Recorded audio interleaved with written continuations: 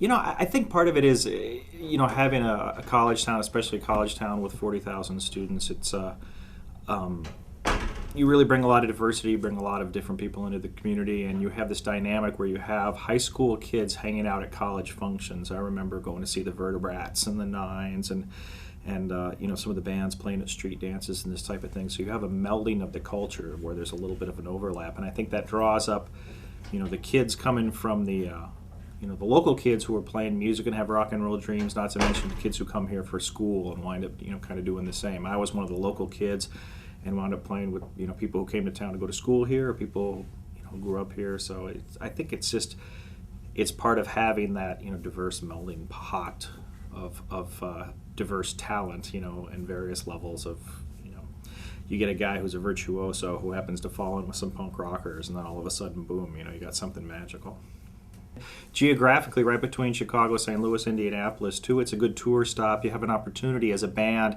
If you're in, I don't know, Ottumwa, Iowa or something, you're probably not going to get many opportunities to open for a national act. So that was one of the things, too. And, as bands are playing here, even in the 60s and 70s, the local acts would jump onto a bill with someone coming through the area, and it's a whole different ballgame when you start playing with people who are already established. So it really opens a lot of doors. It gives you a lot of perspective, and it gives you a lot of exposure, and it kind of raises the level of how serious you are about playing. I kind of fell into it backwards. I was one of those guys who I was asked to be in bands before I really knew how to play, because I had friends who I liked to hang out, and I was kind of a rock and roll guy. I was, punk rock, new wave kid in the early 80s. So it's funny, I went to play in the Moon 7 times, and I was asked to play, and they said, we have a record deal, they want us to go on tour. But we don't have a bass player. And I said, I'd love to, except for the fact that I don't really know how to play bass. And they're like, yeah, it's not that hard. You can we'll help you. We'll teach you the songs. And the same thing happened with a gentleman by the name of Steve Shield, who was playing under the name Steve Pride. He just wanted to record some country demos, and he said, I'd like for you to play bass. And I said, I don't really play bass. He goes, it's not that hard. I mean, we'll work you along. And then we wound up recruiting Jay Bennett, got into that band. We had some really good drummers playing that band. And, and then I wound up living with Jay for a couple of years. It just really raises the level of your abilities when you have somebody who is at that level of talent. So I was living with him when he got the call to join Wilco.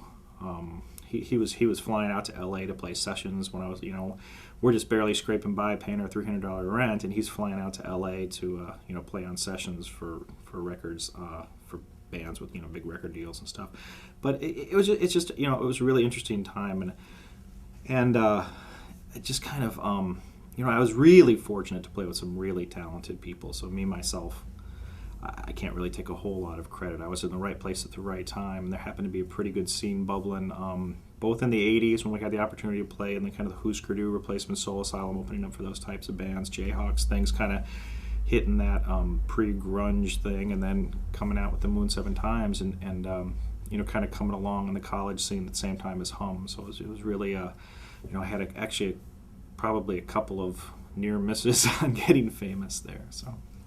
Yeah, we were going to be the next Seattle, or whatever, the next Austin. So, it was a really interesting time. You had guys like Jeff Merritt with Parasol Records, who was, he had the subsidiaries where he was putting out local rock bands.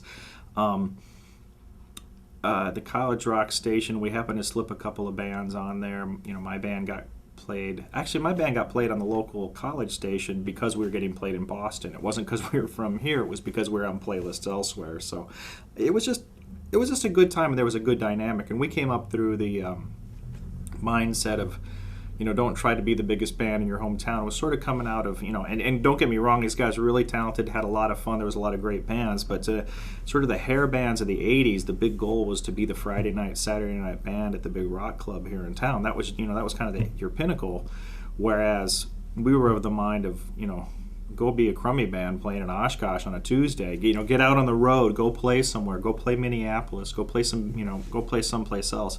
So I think we had kind of started that. The poster children, back when I was in a band called the Bowery Boys, we were actually signed to a little record label called Office Records, put out cassette tapes, and the head of the label he encouraged us, get on the road, go play. Don't try to be the biggest band in your hometown. Just get out, play Chicago, play Indianapolis, play Madison, play St. Louis, and So we started doing that in the Poster Children, and then Honcho Overload, which became Hum, and a lot of different things. I think there was sort of more of a mindset of get out on the road, and we made connections.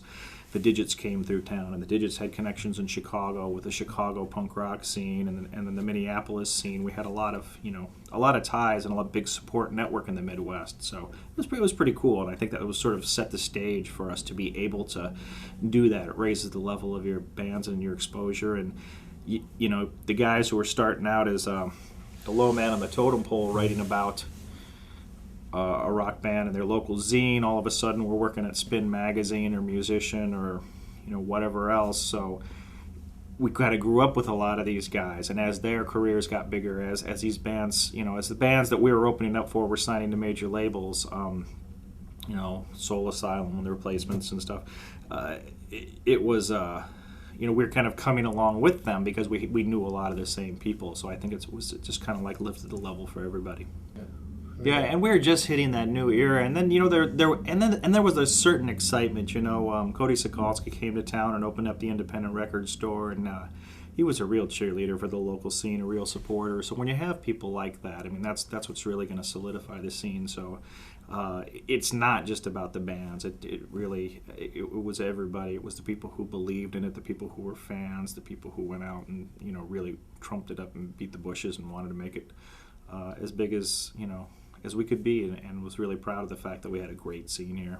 And also, I mean, there's fantastic people like Seth Fine with the Pygmalion Music Festival. He's very particular about who he brings. He has real a sensibility about who he's going to bring, but he's done very, very well with that. You have guys, Mike Ross at Cranard, who just has he's a newer to town, but just has this great appreciation for how storied this scene has been. So you'll go to Cranard, and last Saturday night, Mandy Patinkin's singing in the main hall, and 2 local rock bands are playing out in the lobby afterwards. I mean, it's just like this being sponsored by the community college's radio station, the rock stations, the non-commercial, completely college kids programming their own stuff station. So to have that, end of the spectrum, you have this like guys singing opera, and then you go out and so some of our local guys are bashing it out, and the place is packed. The lobby is packed full of kids. So it's really fascinating to have that type of the director of Cranard would say, like, this is a good idea. Let's do it this way. Let's try this and see. And he did it, and it was great.